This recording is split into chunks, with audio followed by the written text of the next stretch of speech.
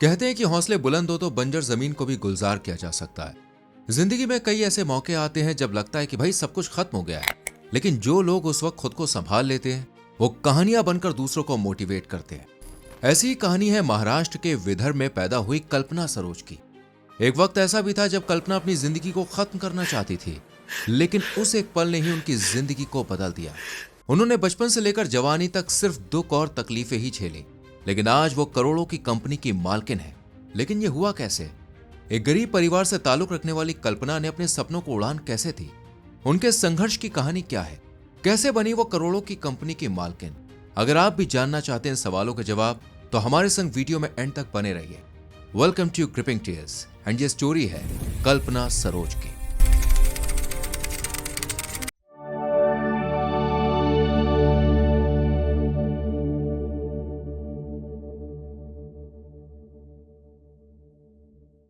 इस कहानी की शुरुआत होती है साल 1961 से, जब महाराष्ट्र के अकोला जिले के छोटे से रोपड़खेड़ा गांव के एक गरीब दलित फैमिली में कल्पना का जन्म हुआ था।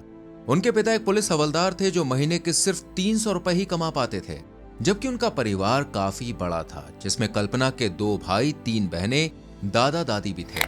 इन्हीं 300 रुपयों में पूरी फैमिली का खर्चा चलता था। अब क्योंकि कल्पना के पिता एक कांस्टेबल थे, इसलिए उन्हें सरकारी क्वार्टर भी मिला हुआ था, जिसमें वो अपने पूरे परिवार के साथ रहा करते थे।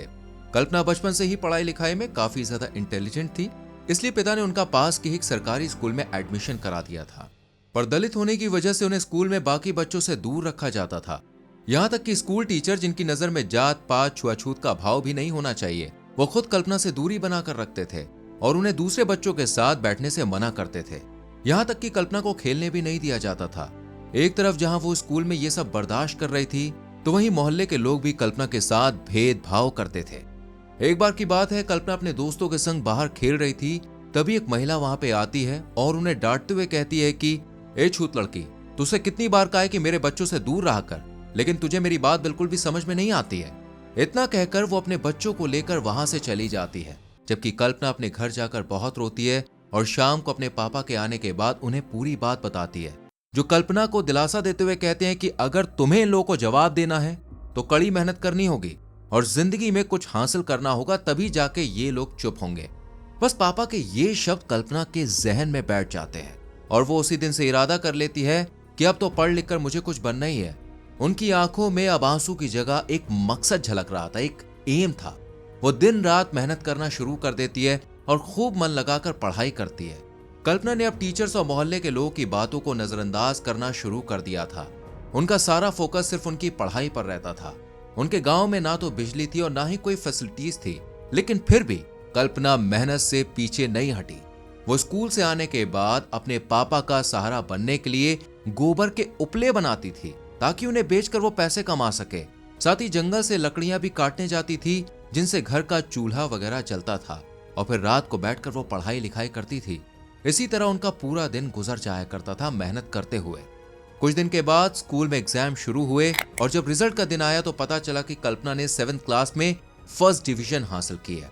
वो ये खुशखबरी अपने पिता को भी सुनाना चाहती थी, इसलिए हाथों में रिजल्ट कार्ड लेकर दौड़ते हुए उनके पास गई। इससे पहले कि कल्पना उन्हें कुछ भी कह पाती, पिता ने उन्हें एक ऐसी खबर दी जिसे सुनते ही उनके पैरों तले जमीन खिसक गई। दरअसल कल्पना के पिता ने उनका रिश्ता तय कर दिया था, जबकि वो अभी नाबालिग थे। कल्पना ने उन्हें समझाने की बहुत कोशिश की, लेकिन उन्होंने उनकी एक भी नहीं सुनी और कल्पना की उम्र से करीब 10 साल बड़े आदमी के साथ उसकी शादी कर दी जाती है। शादी के बाद कल्पना मुंबई की झोपड़पट्टी में आ पहुंची, पर उनके दिल में कहीं ना कहीं ये उम्मीद थी कि शायद उनका जो पति उन्हें आगे पढ़ने की परमिशन देगा। पर जैसा कल्पना ने सोचा था, बिल्कुल भी वैसा नहीं होता है। इस परिवार में करीब 10 लोग थे जो एक 12 साल की बच्ची से पूरे घर का काम करवाते थे। कल्पना इन सबके लिए खाना तो बनाती ही थी, साथ ही रात को अपने पति से मार भी खाती थी, जिस वजह से उनके शरीर पर चोट के निशान उभर आए थे। लेकिन फिर भी किसी को भी उन पर तरस नहीं आया। अगर खाने में जरा सा भी नमक तेज हो जाता तो कल्पना की सास उन पर हाथ उठाने से बिल्कुल भी पीछे नहीं हटती।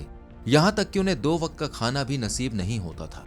कल्पना के लिए उनका ससुराल किसी नर्क से कम नहीं था, जहां पर वो हर दिन हर पल मर रही थी। करीब 6 महीने बाद जब उनके पिता उनसे मिलने मुंबई पहुंचे तो वो भी अपनी बेटी की हालत देखकर बिल्कुल शॉक्ड हो गए, क्योंकि कल्पना का शरीर अब हड्डियों का ढांचा बन चुका था। इसलिए वो कल्पना को अपने साथ वापस घर ले आए, जहां मोहल्ले वालों ने उन्हें देखते ही ताने मारने शुरू कर दिए और उनसे कहा कि जरूर इसी ने कुछ गलत किया होगा, तभी तो ससुराल वालों ने इसे निकाल दिया। पर कल्पना के पिता ने उन्हें समझाया कि वो किसी की बातों पर ध्यान ना दे, बल्कि दोबारा से अपनी पढ़ाई शुरू करे। पर अब कल्पना में उतनी हिम्मत नहीं बची थी। वो लोगों के ताने सुन सुनकर पूरी तरह से टूट चुकी थी। कल्पना को जीने से ज्यादा मरना आसान लग रहा था, इसलिए उन्होंने खटमल मारने वाली दवाई की 3 बोतलें खरीदी और चुपके से उन्हें लेकर अपनी बुआ के यहाँ चली गई। बुआ जब चाय बना रही थी तब कल्पना ने तीनों बोतलें एक साथ पी ली और जब बुआ चाय लेकर कमरे में पहुंची तो उनके हाथ से ट्रे छूटकर जमीन पर गिर जाती है, क्योंकि सामने कल्पना बेसुध हालत में पड़ी हुई थी और उनके मुंह से झाग निकल रहे थे। ये देखकर बुआ तुरंत ही उन्हें हॉस्पिटल लेकर पहुंचती है और डॉक्टरों ने कल्पना का इलाज शुरू किया और उनकी बॉडी से वो जो दवा थी खटमल वाली उसे निकाली, तब जाके वो ठीक हुई। बस यहीं से कल्पना की जिंदगी बदल गई और उन्होंने सोचा कि जिंदगी ने अब उनको ये दूसरा चांस दिया है कुछ कर दिखाने का। इसलिए अब उन्होंने दोबारा मेहनत करनी शुरू की और जिंदगी में कुछ हासिल करना है, इसी मकसद के संग वो फिर से उठ खड़ी हुई। इस घटना के बाद कल्पना ने कई जगह नौकरी पाने की कोशिश की, लेकिन उनकी छोटी उम्र और कम एजुकेशन की वजह से कहीं पर भी जॉब नहीं मिली। इसलिए कल्पना ने अब मुंबई जाने का फैसला किया और 16 साल की उम्र में वो मुंबई पहुंच गई, जहां पर उनके चाचा रहते थे। कल्पना सिलाई का काम बहुत अच्छी तरीके से जानती थी, इसलिए एक दिन उनके चाचा उन्हें काम दिलाने के लिए कपड़े की मिल में ले जाते हैं। पर पता नहीं क्यों उस दिन कल्पना से मशीन चल ही नहीं रही थी, जिस वजह से उन्हें धागे काटने का काम दिया गया और उन्हें रोज के 2 रुपए मिलने लगे। कुछ दिन तक कल्पना ने यही काम किया और कॉन्फिडेंस वापस पाने के बाद सिलाई मशीन भी चलानी शुरू कर दी, जिसके चलते उन्हें महीने के 225 रुपए मिलने लगे। इस दौरान कल्पना के पिता की नौकरी छूट गई और वो पूरे परिवार को लेकर मुंबई आ गए, जिसके बाद कल्पना ने अपने भाई बहनों को भी मिल में काम दिलवा दिया। धीरे धीरे सब कुछ ठीक होने लगा। कल्पना ने सोचा था कि वो इसी तरह मिल में काम करके पैसे जोड़ लेगी और फिर अपनी खुद की एक छोटी सी दुकान खोलेगी, जिससे अच्छी कमाई होना शुरू हो जाएगी।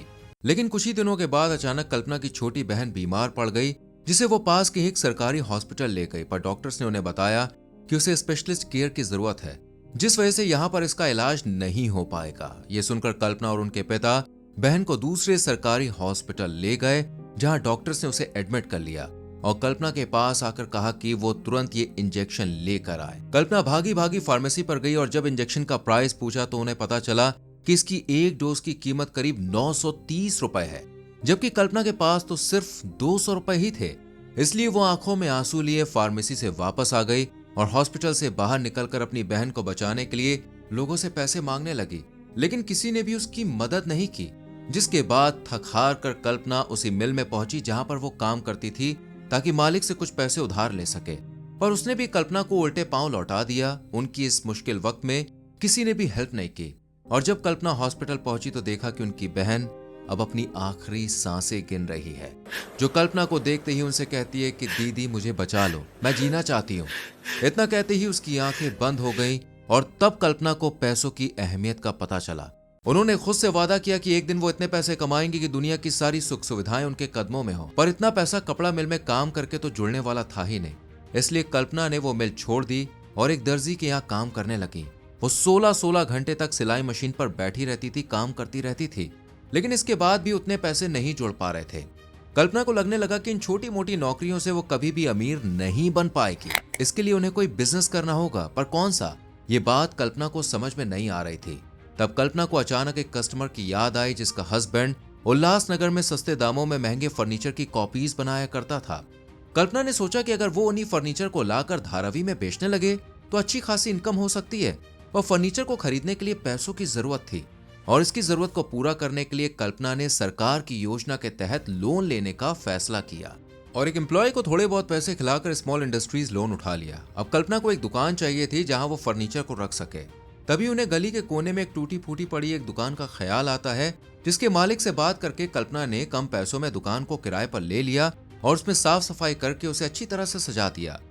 धीरे धीरे कस्टमर आने लगे, जिनसे कल्पना इतने प्यार से बात करती कि हर कोई उनके नेचर से इम्प्रेस हो जाता। साथ ही उन्होंने फर्नीचर का दाम भी कम ही रखा था, जिसके चलते कल्पना की दुकान चलने लगी और उनकी माली हालत सुधरने लगी।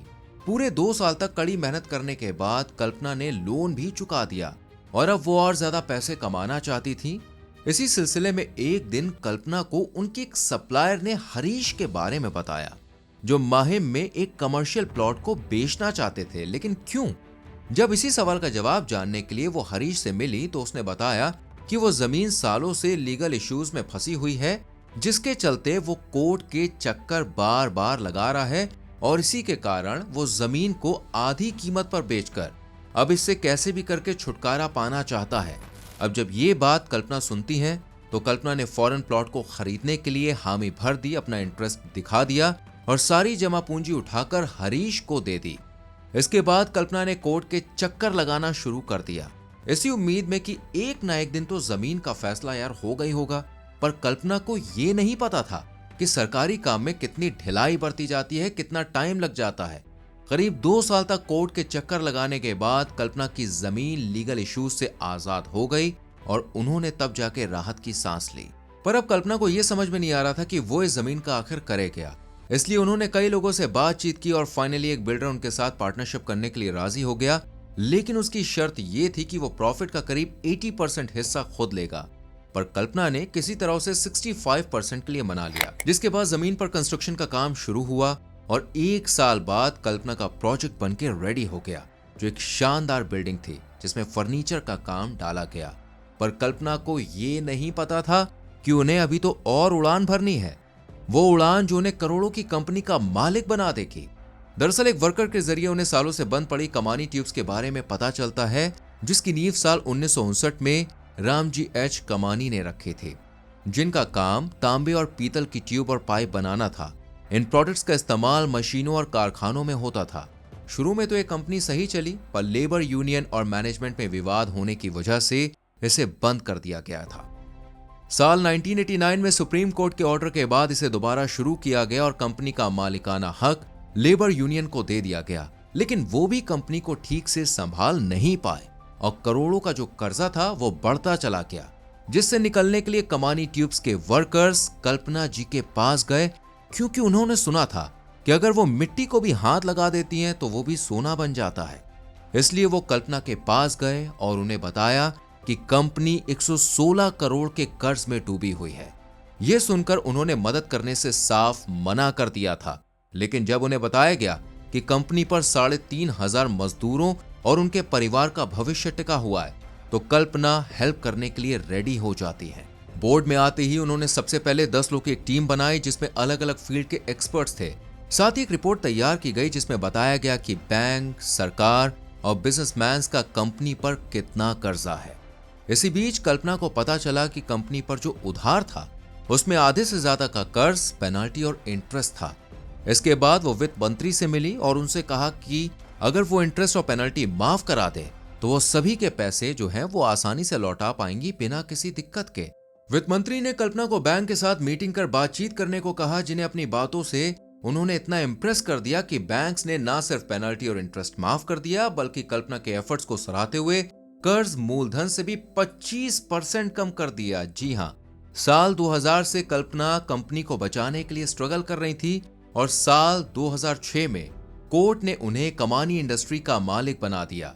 साथ ही कल्पना को 7 साल में बैंक का सारा लोन चुकाने का ऑर्डर दिया गया, जिसे उन्होंने 1 ही साल में चुका दिया। इसके बाद उन्होंने कंपनी को मॉडर्नाइज करना शुरू किया और धीरे धीरे उसे एक प्रॉफिटेबल कंपनी बना दिया। आज इसका टर्नओवर आपको बता दें करोड़ों में बताया जा रहा है। कुछ रिपोर्टों के अनुसार ये लगभग 2000 करोड़ रुपए तक की कंपनी है, जिसे कल्पना ने रिवाइव किया है। दोस्तों, कल्पना को ना तो कंपनी चलाने का कोई एक्सपीरियंस था, ना ही मैनेजमेंट संभालने का। पढ़ाई या डिग्री भी उनके पास नहीं थी। अगर कुछ था तो सीखने की ललक थी। इसी ललक ने उन्हें कहीं भी रुकने नहीं दिया और एक काम सफल हुआ तो वो दूसरों के बारे में सोचने लगी। उन्होंने हिम्मत नहीं हारी, तभी तो आज उनके पास कई सारी कंपनीज हैं। इस समय कल्पना Kamani tubes, Kamani steels, KS creations, Kalpana builders and developers, Kalpana associates जैसी दर्जनों कंपनियों की कमान संभाल रही हैं। वेल, आपको ये कहानी कैसी लगी हमें कमेंट सेक्शन में जरूर बताएं। आपको क्या सीखने को मिला इनकी कहानी से जरूर लिखिएगा। ऐसी और वीडियोस के लिए हमारे चैनल को सब्सक्राइब करके बेल आइकॉन जरूर प्रेस करें ताकि आने वाली वीडियोस आपसे मिस ना हो। एंड प्लीज हमारे एफर्ट्स अच्छे लगे हों तो इस वीडियो को लाइक और शेयर कीजिए, जिससे और लोगों तक पहुंचे और कुछ और लोग मोटिवेट हो सकें, जिससे कुछ और कल्पना को एक नया विजन मिल सके कि वो अपनी तकदीर को, अपनी जिंदगी को बदल दें। अभी के लिए बाय बाय, टेक केयर।